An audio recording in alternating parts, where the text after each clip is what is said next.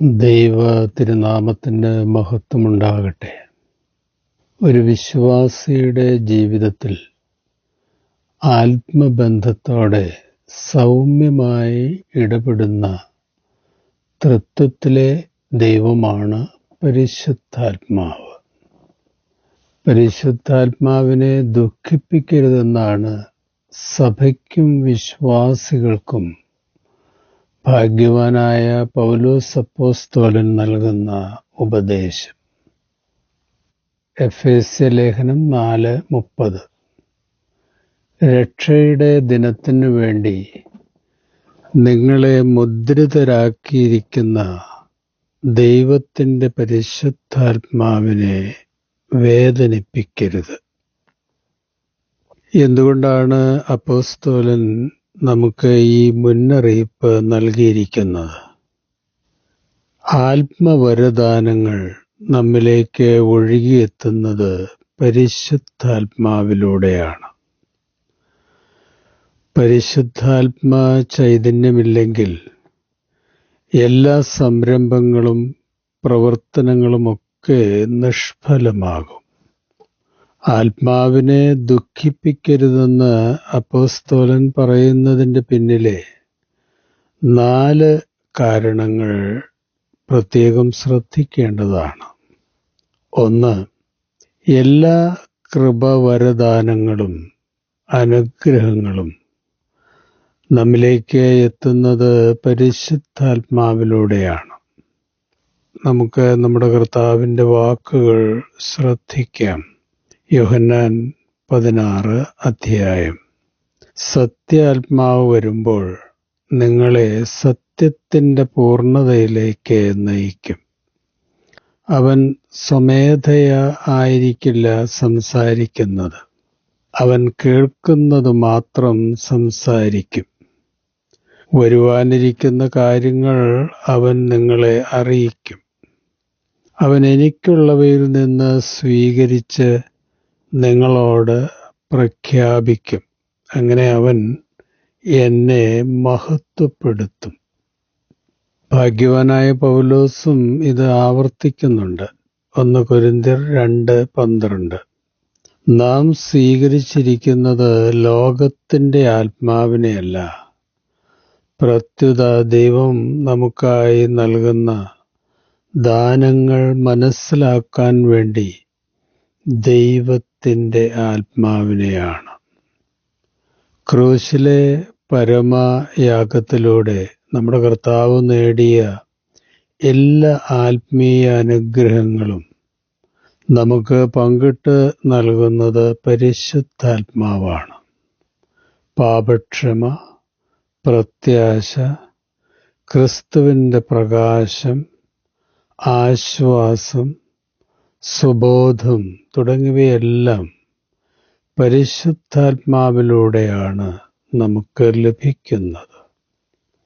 ക്രിസ്തുവാകുന്ന റിസർവോയറിൽ നിന്ന് നമ്മിലേക്ക് കൃപാവരങ്ങൾ ഒഴുകിയെത്തുന്നത് പരിശുദ്ധാത്മാവിലൂടെയാണ്. ദുശ്ശാഠ്യം, അവഗണന തുടങ്ങിയ പാപങ്ങൾ മൂലം പരിശുദ്ധാത്മാവിലൂടെയുള്ള കൃപാവരങ്ങൾ തടയപ്പെടാൻ സാധ്യതയുണ്ട്. അപ്പോഴെന്താണ് സംഭവിക്കുന്നത്? ദൈവബന്ധം വിച്ഛേദിക്കപ്പെടും. ഇത് ആത്മീയ ജീവിതത്തിലെ വലിയ ദുരന്തമാണ്. 2. വിശുദ്ധിയിലേക്കുള്ള നമ്മുടെ വളർച്ച സാധ്യമാക്കുന്നത് പരിശുദ്ധാത്മാവാണെന്ന് 2 വാക്യങ്ങളിൽ അപ്പോസ്തലൻ വ്യക്തമാക്കുന്നുണ്ട്. ഗലാത്യർ 5:16. ഞാൻ നിങ്ങളോട് പറയുന്നു, ആത്മാവിൻ്റെ പ്രേരണയനുസരിച്ച് നടക്കുവിൻ. ജഡമോഹങ്ങളെ ഒരിക്കലും തൃപ്തിപ്പെടുത്തരുത്. ഫിലിപ്പിയർ 2:13. ആഗ്രഹിക്കുക എന്നതും പ്രവർത്തിക്കുക എന്നതും നിങ്ങളിൽ ദൈവമല്ലോ തിരുവുള്ളമുണ്ടായിട്ട് പ്രവർത്തിക്കുന്നത്. നമ്മുടെ ഹൃദയത്തിൽ വിതയ്ക്കപ്പെടുന്ന തിരുവചനം ഫലം കായ്ക്കുവാൻ ബുദ്ധിയല്ല, ആത്മശക്തി ശക്തിയാണ് ആവശ്യം. അതിനുവേണ്ടി ആത്മാവ് നമ്മിൽ പ്രവർത്തനക്ഷമമാകണം. നമ്മളിൽ ആത്മചൈതന്യവും വിശുദ്ധ ജീവിതത്തിനുള്ള ആഗ്രഹവും ഒക്കെ പരിപോഷിപ്പിക്കുന്നത് ആത്മാവാണ്. തിരുവചന ശുശ്രൂഷയിലും തിരുവചന വായനയിലും ആരാധനയിലും പരിശുദ്ധാത്മാവ് പരിവർത്തിക്കുമ്പോഴാണ് വ്യക്തിയിൽ ആത്മാവിൻ്റെ ഫലങ്ങൾ വിളയുന്നത്. സ്വന്തം പ്രയത്നം കൊണ്ട് ആർക്കും ആത്മവിശുദ്ധി നേടുവാൻ കഴിയില്ല. പരിശുദ്ധാത്മാ അഭിഷേകം കൊണ്ട് മാത്രമാണ് വിശുദ്ധിയും വിശുദ്ധീകരണവുമൊക്കെ സാധ്യമാകുന്നത്. 3. പ്രാർത്ഥനയും ആരാധനയും വചന പ്രഘോഷണവുമൊക്കെ മനുഷ്യഹൃദയങ്ങളിൽ പരിവർത്തനമുണ്ടാക്കണമെങ്കിൽ പരിശുദ്ധാത്മാവിൻ്റെ ഇടപെടൽ വളരെ അത്യാവശ്യമാണ്. നടുകയും നനയ്ക്കുകയും ചെയ്യുന്നവരുടെ കഴിവുകളും വ്യക്തിപ്രഭാവവും കൊണ്ടൊന്നുമല്ല, ഫലം കായ്ക്കുമാറാക്കുന്ന ദൈവശക്തിയാണ് തിരുവചനം മനുഷ്യഹൃദയങ്ങളിലും സമൂഹത്തിലുമൊക്കെ മാനസാന്തരവും പരിവർത്തനവും ഉണ്ടാക്കുന്നത്. അതുകൊണ്ടാണ് എന്നെ കൂടാതെ നിങ്ങൾക്ക് ഒന്നും സാധ്യമല്ല എന്ന് നമ്മുടെ കർത്താവ് അസന്നിഗ്ധമായി പറഞ്ഞത്. റോമർ 8:26. നമ്മുടെ ബലഹീനതയിൽ ആത്മാവ് നമ്മെ സഹായിക്കുന്നു. വേണ്ട വിധം പ്രാർത്ഥിക്കേണ്ടത് എങ്ങനെയെന്ന് നമുക്ക് അറിഞ്ഞുകൂടാ. എന്നാൽ നിർവചിക്കുവാൻ കഴിയാത്ത നെടുവീർപ്പുകളാൽ ആത്മാവ് തന്നെ നമുക്ക് വേണ്ടി മധ്യസ്ഥം വഹിക്കുന്നു. അപ്പോസ്തലപ്രവൃത്തികൾ 4:31. അപ്പോസ്തലന്മാരോട് ചേർന്ന് വിശ്വാസികൾ പ്രാർത്ഥിച്ചു. അപ്പോൾ അവർ സമ്മേളിച്ചിരുന്ന സ്ഥലം കുലുങ്ങി. അവരെല്ലാവരും പരിശുദ്ധാത്മാവിനാൽ നിറഞ്ഞ് ദൈവവചനം ധൈര്യപൂർവം പ്രസംഗിച്ചു. പരിശുദ്ധാത്മാവിനാൽ ജ്വലിപ്പിക്കപ്പെടുന്നില്ലെങ്കിൽ പ്രാർത്ഥനയും സാക്ഷ്യവും ആരാധനയുമൊക്കെ നിഷ്പ്രഭമാകും. പരിശുദ്ധാത്മാ സാന്നിധ്യമില്ലെങ്കിൽ പ്രാർത്ഥന വരണ്ടതായിത്തീരും. ആരാധന ചടങ്ങാകും. സമൂഹത്തിൽ ക്രിസ്തുവിൻ്റെ സാക്ഷികളാകുവാനുള്ള ധൈര്യമുണ്ടാവില്ല. പരിശുദ്ധാത്മാവ് ശാക്തീകരിക്കുമ്പോൾ മാത്രമേ നമ്മുടെ അധരങ്ങളും ചിന്തകളും പ്രാർത്ഥനകളും ആരാധനയുമൊക്കെ ജീവചൈതന്യമുള്ളതാവുകയുള്ളൂ. Without Holy Spirit, we are silent. With Holy Spirit, we speak the wonders of God. 4.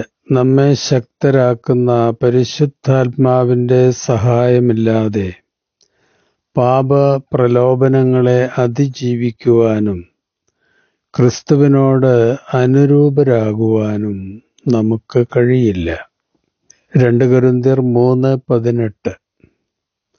കർത്താവിൻ്റെ മഹത്വം കണ്ണാടിയിലെന്ന പോലെ മൂടുപടമണിയാത്ത മുഖത്ത് പ്രതിഫലിക്കുന്ന നാം എല്ലാവരും അവിടുത്തെ സാദൃശ്യത്തിലേക്ക്, മഹത്വത്തിൽ നിന്ന് മഹത്വത്തിലേക്ക് രൂപാന്തരപ്പെട്ടുകൊണ്ടിരിക്കുകയാണ്. ഇത് ആത്മാവായ കർത്താവിൻ്റെ ദാനമാണ്. യോഹന്നാൻ 15:5. ഞാൻ മുന്തിരിച്ചെടിയും നിങ്ങൾ ശാഖകളുമാണ്. ആര് എന്നിലും ഞാൻ അവനിലും വസിക്കുന്നുവോ അവനേറെ ഫലം പുറപ്പെടുവിക്കുന്നു. എന്നെ കൂടാതെ നിങ്ങൾക്ക് ഒന്നും ചെയ്യുവാൻ കഴിയില്ല. കർത്താവിൽ പ്രിയ സഹോദരങ്ങളെ, മറഞ്ഞിരിക്കുന്ന പാപങ്ങളുടെ മേൽ വിജയം നേടണമെന്ന് ആഗ്രഹമുണ്ടോ? ക്രിസ്തുവിൻ്റെ ദിവ്യ ഗുണങ്ങളാകുന്ന സൗമ്യത, വിശുദ്ധി, ആർദ്രത, ആത്മധൈര്യം തുടങ്ങിയവ വ്യക്തിത്വത്തിലെ അടിസ്ഥാന സ്വഭാവങ്ങൾ ആകണമെന്ന് ആഗ്രഹമുണ്ടോ? ഇതൊന്നും വിൽ പവർ കൊണ്ടും സ്വയശിക്ഷണം കൊണ്ടും നേടുവാൻ ആർക്കും കഴിയില്ല. ക്രിസ്തുവിനോട് നമ്മെ അനുരൂപപ്പെടുത്തുന്നതിനായി നമ്മെ രൂപാന്തരപ്പെടുത്തുന്നത് പരിശുദ്ധാത്മാവാണ്. ലോകരക്ഷകന് ഭൂജാതം ചെയ്യുവാൻ മേരി മാതാവിൻ്റെ ആത്മശരീര മനസ്സുകളെ അത്ഭുതകരമായി സജ്ജീകരിച്ചത് പരിശുദ്ധാത്മാവാണ്. അതിനുവേണ്ടി അവളെ ദൈവം കൃപ നിറഞ്ഞവളായി അഭിഷേകം ചെയ്തു. കളിമണ്ണിന് സ്വയം ഒരു പാത്രമാവാൻ കഴിയില്ല. അതിന് തീർച്ചയായും ഒരു കുശവന്റെ കരങ്ങൾ വേണം. നമ്മൾ കളിമണ്ണാണ്. ക്രിസ്തുവിന് അനുരൂപ പാത്രങ്ങളായി നമ്മെ രൂപപ്പെടുത്തുന്ന ഡിവൈൻ പോട്ടർ പരിശുദ്ധാത്മാവാണ്.